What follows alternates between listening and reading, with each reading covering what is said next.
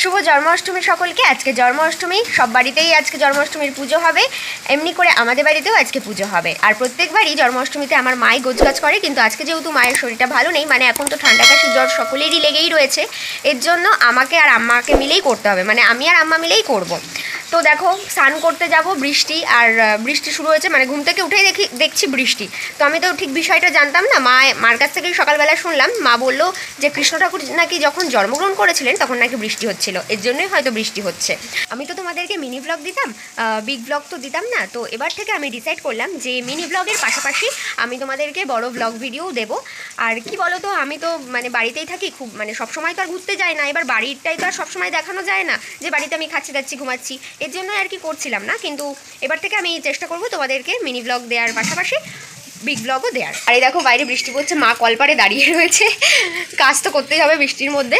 তো ঠিক আছে, আমি স্নান টান করে আসি, তারপরে কি করবো না করবো তোমাদেরকে সবটাই শেয়ার করবো, তোমরা ভিডিওটা দেখতে থাকো। আমি আর মা মিলে সব ঠাকুরের বাসনগুলো বের করলাম। আর আমি সকালবেলা যখন উঠেছি তখন থেকে দেখছি বৃষ্টি হয়েই যাচ্ছে, মানে কমেনি, একটুও কমেনি।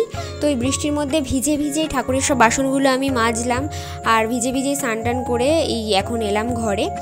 আম্মা এদিকে সব বের করে রেখেছে, মা গ্যাস সিলিন্ডারটা ধুয়ে রেখেছে, আম্মা তো ময়দা মাখছে, আর আমি বসে পড়েছি ফল কাটতে। আর ফল কাটতে কাটতেই তোমাদেরকে একটা কথা বলি, আমি যে এই বিষয়টা আজকে জেনেছি এমনটা নয়, এর আগেই মানে যখন ঠাকুরের কাজটা আম্মা করতো তো তখনই ওরা বলা বলি করতো, আমি শুনেছি যে কলা নাকি বটি দিয়ে কখনো কাটতে নেই, মানে কোনো ঠাকুরের গ্লাস বা থালা দিয়ে কাটতে হয়।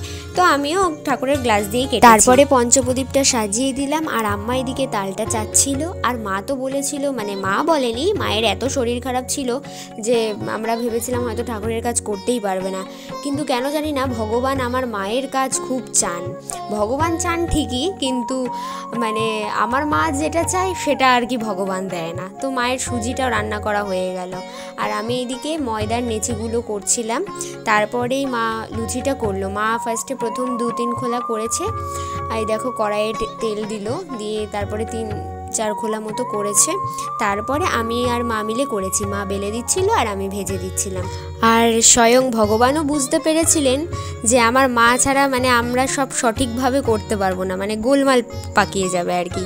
মা আসাতেই সঠিকভাবে তাড়াতাড়ি কাজগুলো হয়েছে। আর আমি তো সকাল থেকে কিচ্ছু খাইনি, এখন বাজে দুপুর 12টা, আর আমি তো উপোস নেই, আমি জাস্ট হেল্প করছিলাম আর কি। তো মা এদিকে দেখো তালটা ছেঁকে নিল, না হলে ফুলুরি খাওয়ার সময়, মানে তালের ফুলুরিটা খাওয়ার সময় ওই মুখে একটা ফেসো ফেসো টাইপের আটকায়, তো এর জন্য ওটা করে নেয়, মানে ওরকমভাবে ছেঁকে নেয় আর কি।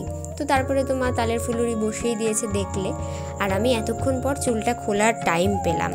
আর এইদিকে দেখো মা সুন্দর করে বেশ সাজিয়ে গুছিয়ে দেয়, মা প্রতিটা পুজোই এমন করে দেয়। येते गंधवशी ओम नमः देवताय ओम विष्णु राम तत्सदाय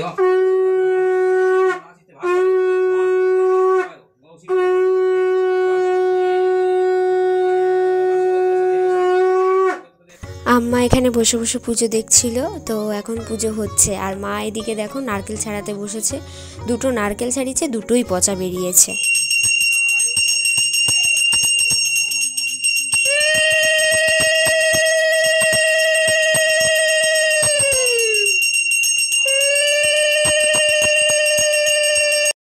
পুজো খুব ভালোভাবেই সম্পূর্ণ হয়েছে, এবং আজকের এই ভ্লগটা যদি তোমাদের ভালো লেগে থাকে অবশ্যই লাইক কমেন্ট শেয়ার করে দিও, এবং যারা আমার চ্যানেলে আজকে নতুন তারা অবশ্যই আমার চ্যানেলটা সাবস্ক্রাইব করে দিও। দেখা হবে নেক্সট ব্লগে বা মিনি ব্লগে।